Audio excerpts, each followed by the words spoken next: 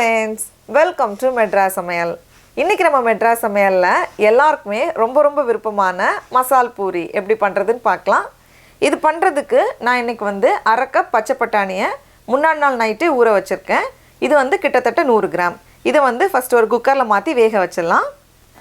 நல்லா ஊர்ன பட்டாணி கூடவே 2 மீடியம் சைஸ்டு உருளைக்கிழங்க தோல் நீக்கி எடுத்து வச்சிருக்கேன். அதையும் சேர்த்துடலாம்.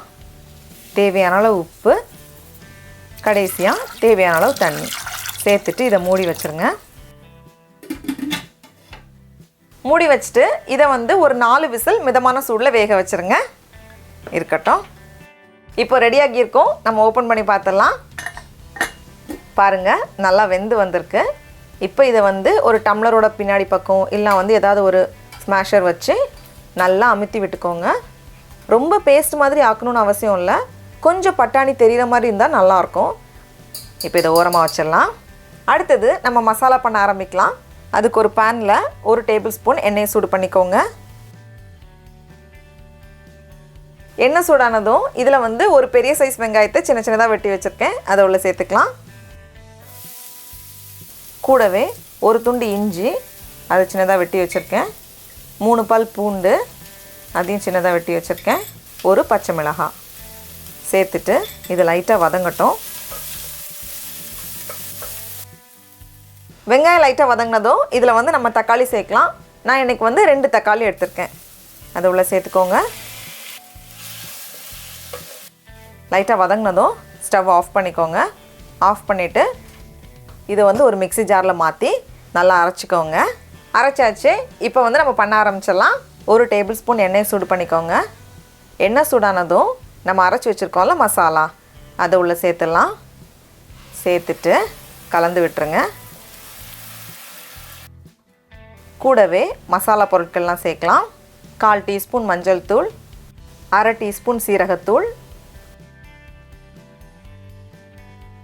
1 டீஸ்பூன் கரம் மசாலா, கூடவே காரத்துக்கு ஏற்ப மிளகாய்த்தூள். நான் 1/2 டீஸ்பூன் எடுத்திருக்கேன். தேவையான அளவு உப்பு. இது கூடவே சாட் மசாலா, அப்புறமா ஆம்ச்சூர் பவுடர் அதெல்லாம் சேர்த்துக்கலாம். ஆனால் நான் வீட்டில் இருக்கிற மசாலா மட்டும் யூஸ் பண்ணி பண்ண போகிறேன். அதனால் அது எதுவும் சேர்க்கலை. ஆம்ச்சூர் பவுடர் ஒரு சின்ன புளிப்புக்காக சேர்த்துப்பாங்க. அதுக்கு பதிலாக நம்ம கடைசியாக எலுமிச்சை பழத்தோட சாறு சேர்த்துக்கலாம்.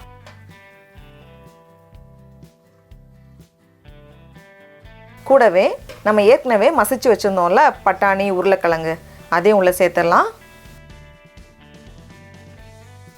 சேர்த்துட்டு நல்லா ஒரு வாட்டி கலந்துட்டு இதை நம்ம மூடி வச்சிடலாம். கொஞ்சம் நேரம் வேகட்டும்.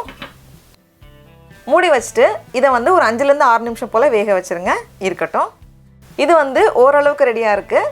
நமக்கு மசால் பூரிக்கு மசாலா கொஞ்சம் தண்ணியாக இருக்கணும். இது கொஞ்சம் கெட்டியாக இருக்குது. அதனால் கொஞ்சம் எக்ஸ்ட்ரா தண்ணி சேர்த்துக்கோங்க. நல்லா கொதிச்சதுக்கப்புறமா பாதி எலுமிச்சை பழத்தோட சாறு, இது ஒரு சின்ன புளிப்புக்காக, கூடவே கொஞ்சம் நறுக்கின மல்லி இலை சேர்த்துட்டு நம்ம ஸ்டவ் ஆஃப் பண்ணிடலாம். அவ்வளோதான், ரெடியாக இருக்குது. இது மசால் பூரிக்கு மட்டும் இல்லை, மீதி இருந்துச்சுன்னா இதை சப்பாத்தி தோசை கூடயும் தொட்டு சாப்பிட்லாம். ரொம்ப நல்லாயிருக்கும். அடுத்தது நம்ம அசம்பிள் பண்ணிடலாம். அதுக்கு நமக்கு பானிபூரி வேணும். இது நம்ம ஏற்கனவே மெட்ராஸ் சமையலில் பண்ணியிருக்கோம். பானிபூரி, புதினா சட்னி, புளி சட்னி எல்லாமே பண்ணியிருக்கோம். எல்லாமே இதுக்கு தேவைப்படும். ஒரு 4-5 பானிபூரியை உடச்சி வச்சுக்கோங்க ஃபஸ்ட்டு. அடுத்தது இப்போ நம்ம செஞ்சு வச்சுருக்கோம்ல பட்டாணி குருமா, அப்படி சேர்த்துக்கோங்க. மேலே கொஞ்சம் புதினா சட்னி, கூடவே கொஞ்சம் புளி சட்னி, புளியும் பேரிச்சம்பழமும் போட்டு நம்ம பண்ணியிருப்போம். ரொம்ப நல்லாயிருக்கும் இது. அடுத்தது ரொம்ப சின்னதாக நறுக்குன வெங்காயம். இந்த வெங்காயம் தான் இதுக்கு ரொம்ப நல்லா டேஸ்ட் கொடுக்கும். தேவைப்பட்டால் கொஞ்சமாக தக்காளி சேர்த்துக்கோங்க, வேணும்னா சேர்த்தா போதும். அடுத்தது கொஞ்சம் நிறைய ஓமப்பொடி, கடைசியாக கொஞ்சம் மல்லி இலை. அவ்வளோதான், நம்மளோட சூப்பரான மசால் பூரி பிளேட் தயார். டடா, நம்மளோட மசால் பூரி ரொம்ப சூப்பராக தயாராகிடுச்சு. இப்போ இதை நம்ம டேஸ்ட் பண்ணி பார்க்கலாம்.